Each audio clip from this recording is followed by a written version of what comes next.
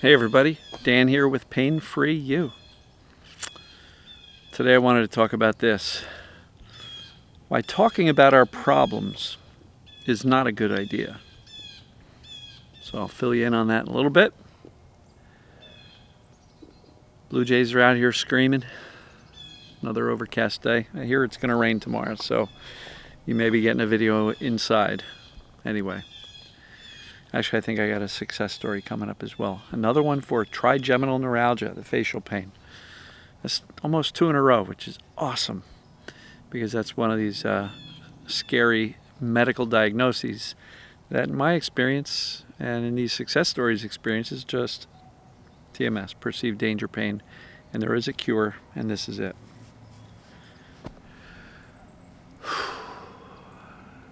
Gray nights, gray days.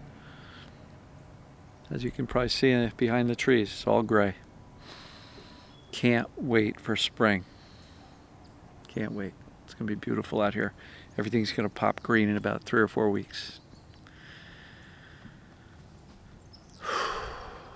So, by talking about your problems, it's a bad idea.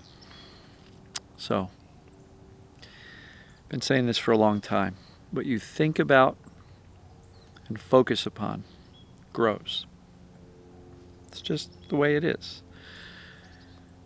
What you think about and focus on grows. So if all you're doing is thinking about your problems, they're going to get bigger. Why? Because rumination is the habit of thinking about our problems. Now, in the context of what I do here in this chronic pain, chronic symptom world, thinking about our pain, thinking about our symptoms, thinking about how I haven't beaten it yet. Thinking about how this hasn't worked yet. Thinking about how frustrating it is. Thinking about how hard it is to lower the fear. Thinking about our problems is a bad idea because it makes our problems bigger. Now this goes for mental health as well. If all you're doing is thinking about your anxiety all day long, do you think it's going away? If all you're doing all day long is thinking about how depressed you are, and all the reasons you're so depressed, do you think that's going away? It's not. If you're thinking about your money problems, is thinking about your money problems helping you get more money? Or might it be better to go, how can I brainstorm to bring in some extra money? That's not thinking about your problems, that's thinking of creative solutions to get better with your money. So how does this apply to our symptoms and our chronic pains and our mental health challenges, whether it be anxiety, depression, you name it? Focus on the solutions. Focus on the solutions. Well, in my world, what's the solution? Conveying credible evidence of safety. Sometimes, credible evidence of safety is expanding your world. Because if you're sitting at home, inside, in those 4 walls, thinking about your problems all day long, it's going to be hard for those problems to get resolved. Get out of the house. Go do something. Going grocery shopping is a message of safety. Sitting outside, message of safety. Running errands is a message of safety. Why? Because you're engaging your brain in something else besides sitting there thinking about your problems. And this goes for online too, folks. If you're the type who's posting 1, 2, 3, 5 times a day on these Facebook communities and talking about your symptoms and how you're so frustrated that you can't get rid of them, your problems get bigger. The fear enlarges, the anxiety enlarges, and the brain's perception of danger stays up. It doesn't go away if you're so focused on it, I saw a comment today. I can't get my symptoms to stop.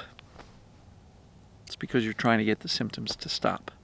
It's counterintuitive, folks. I know we are all here. You're watching these videos. You're trying to teach safety to the brain so that you can get symptoms to go away. But I think we want to teach ourselves safety so that we feel better mentally and emotionally. And when we start to feel safer and better mentally and emotionally, the symptoms kind of take care of themselves. I hear it over and over again in my coaching clients in the group. People saying, when I really started not paying as much attention to it, I didn't notice it as much. They weren't quite as severe. But when I sat and focused on it and really was, in anguish trying to force it away, get rid of it, things were worse. Mindset leads the way. We need a proper mindset. The proper mindset is, I'm going to make living more important than fixing. I'm going to engage my brain in something else. I'm not going to distract from the pain, because distracting from the pain or the symptoms is all about the pain or symptoms. So I want to engage my brain in something else, literally anything else. But Dan, it's so hard. How am I supposed to not think about my pain when it's so severe? I get it, but you can do it. It's hard, but you can do it. And when you know it's beneficial to switch your attention away and not focus on, not think about, not speak about, not write on it, not be on Facebook for 18 hours a day, communicating and talking to people and wanting to reach out to somebody and do private messaging with other people to talk about your symptoms, you're keeping them going, folks. Your brain will allow the symptoms to go away when the brain sees you making the symptoms insignificant. They're not important. As long as they are top of mind, top priority, it doesn't matter that you're top of mind, top priority, trying to get rid of them. That doesn't mean they're going to go away faster.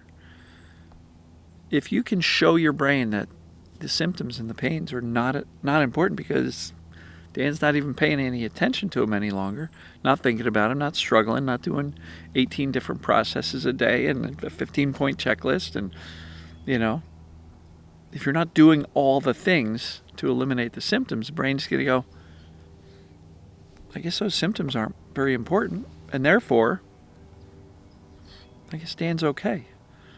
Must not be in trouble. Must not be any real threat or danger happening. So it's counterintuitive, folks. I want you to think better than you feel.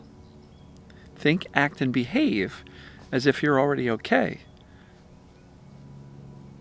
The brain will eventually catch up to you and say, I can't believe it. Look at all the stuff Dan's doing. Whether I bring along the symptoms or not, look at all the stuff Dan's doing. Start to engage in life. To your limitations. Clearly, I'm not saying if you're in bed rest, get up and go for a jog. But that might mean not be so terrified to walk to the bathroom, because if you've done the assessments and you recognize that perceived danger is creating the symptoms, then even walking across the house is not harming you. It hurts. It's not fun. It can drop you to your knees, and I know that because I had that for a long time.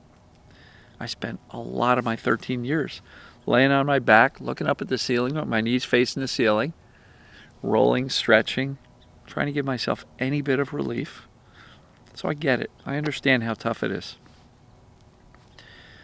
But the best thing you can do for yourself is to not talk about your symptoms, not write about them, not focus on them, not think about them. Because the more you ruminate on your problems, the bigger they get. And that includes anxiety, depression, any mental health challenges you've got, any problems that you have in your life. The more you think about them, the bigger of a problem it becomes. If you've got some family member or friend who's just really upsetting you, and you think about it and ruminate on it and tell yourself stories and watch the movies in your head of why this person is really getting under your skin, is that problem going away, or are you making it bigger? Work on solutions. The solutions to the mind-body pain symptoms is safety. Why? Because the perception of danger is what's going on in creating the symptoms in the first place. So, notice, how much time am I spending thinking about my problems? If it's a big portion of your day, I'm going to really encourage you to make a shift. Shift away. Somebody's like, well, will this process or that process work? Or should I do this or should I do that? Why are you doing it? Because I have the symptoms and I want to get rid of it. I got to make these symptoms stop. And I'm not saying do nothing, but focus on the solution. Ask yourself, how can I feel safer right now? Emotionally, mentally, physically. Can I treat myself better? Can I be more self-compassionate and more gentle with myself? Or am I beating myself up for not doing this right? I should be better by now. I should be over there where I'm pain-free. And if you watch my success stories and they piss you off, I'll even encourage you to reframe that and say, instead of getting pissed off that somebody else got better, use them for inspiration and, frankly, ideas. Because there's little golden nuggets of people saying, yeah, it was when I got this mindset, or when I, saw things this way. When I started doing this or that, that's when I turned the corner and started getting better. So don't let the success stories piss you off. If you are, you're probably thinking about the problem and focused on the problem too much, and your problem is enormous. But problems shrink when you focus on solutions, or frankly, not even that sometimes. Focus on living. Make your symptoms insignificant as far as the amount of time and attention you give to them. When the brain realizes that it's no longer an important thing to Dan, because he's not thinking about it, not trying to solve it, he's not writing about it, he's not on the Facebook all day long trying to talk to people and figure out what they did to make it work. And when the brain realizes that you no longer view these symptoms as important, it's going to let them go. So I'm going to wrap this one up here, folks. Probably tomorrow you're going to see a success story on trigeminal neuralgia. We're deep into the weekend by now. So hope you're all having a fantastic one. Go live your life. Have some fun. And if your life is pretty small due to your symptoms, do what you can. Shift your attention as much as you can. Even if you're in bed, shift your attention from sitting there brewing and stewing over the symptoms to shift your attention. Call a friend, not to talk about the pain or the symptoms, but to see what's going on in the outside world, outside of our head and our suffering. Focus on life. You can do that even if you're stuck in bed. Start to visualize. What do I want to be when I grow up? What's my new life going to be? When I teach my brain that I'm not in danger, that I'm safe. All right, folks, I'm going to wrap this one up here. As always, I love you, and we'll see you tomorrow. Take care.